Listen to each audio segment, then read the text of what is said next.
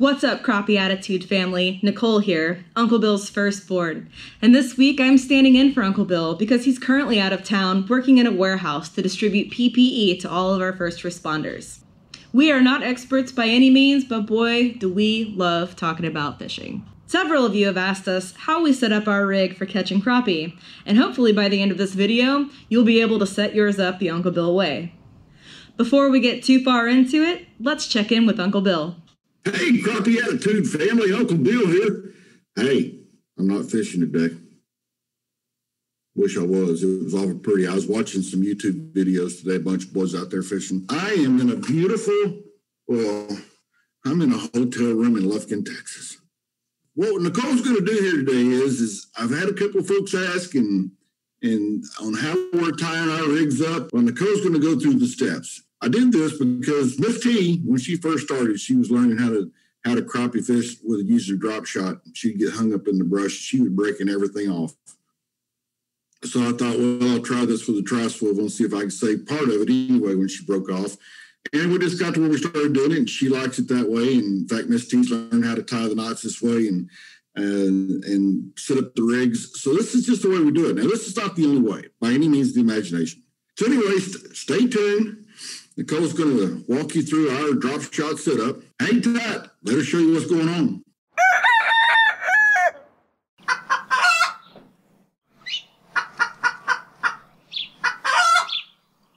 There are two primary ways of catching crappie, with live bait and with fake bait. And today, we'll talk more about using live bait, specifically minnows, to hunt those crappie. It's relatively easy to fish with a minnow in comparison to a jig, primarily because the minnow is doing most of the work for you. If you lose a minnow from your hook, likely it will either get eaten by something or eventually it'll break down, so there's no harm to the environment.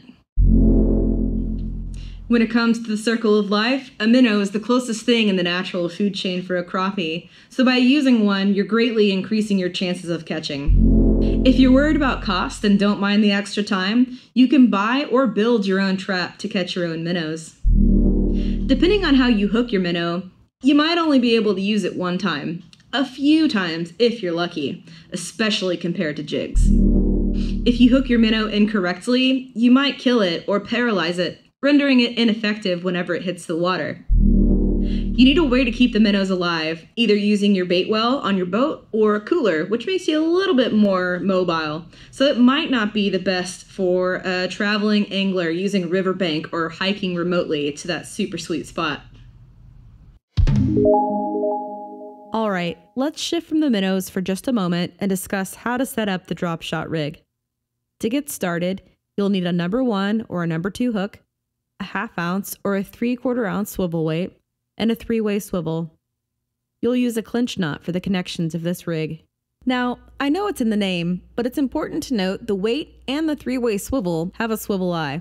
Keep that in mind as you wrap your line. Don't get caught in an endless loop. Let's start by attaching the weight. Grab the weight and thread the line through the eye. Make 7 or so wraps around the line with a loose end.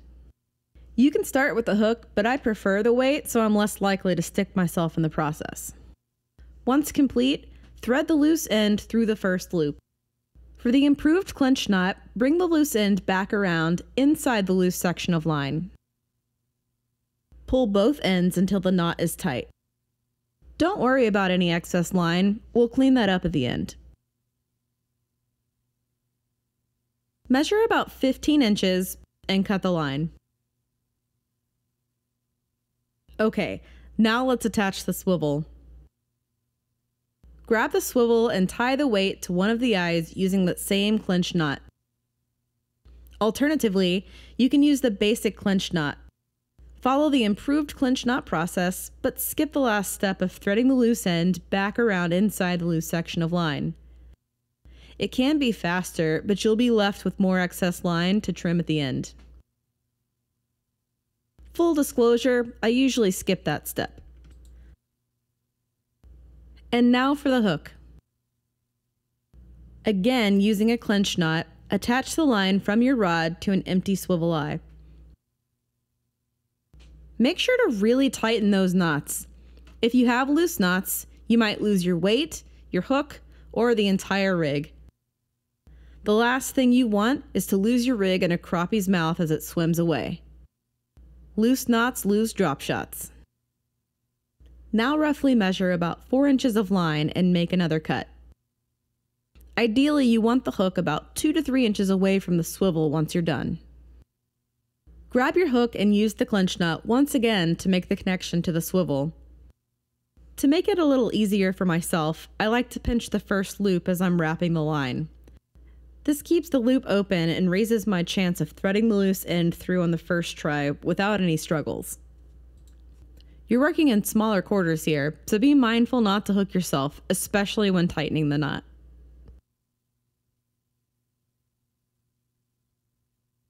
And now for the grand finale. Let's get the rig attached to your rod. One last time, use a clinch knot to connect the line from your rod to the newly created rig. By now, you should feel pretty comfortable with this knot, am I right? If not, that's okay. Just keep practicing. Call me crazy, but setting up or fixing lines is one of my favorite things to do. Well, next to catching loads of fish. Anytime someone breaks a line on the boat, I'm always the first to jump up to do the repair. There is one more thing. It's not necessary, but it really makes your rig look great. Trim off the excess line from each of the knots. If you've tightened your knots well, there won't be any issue with them coming undone on the first tug. And there you have it. The drop shot rig is complete.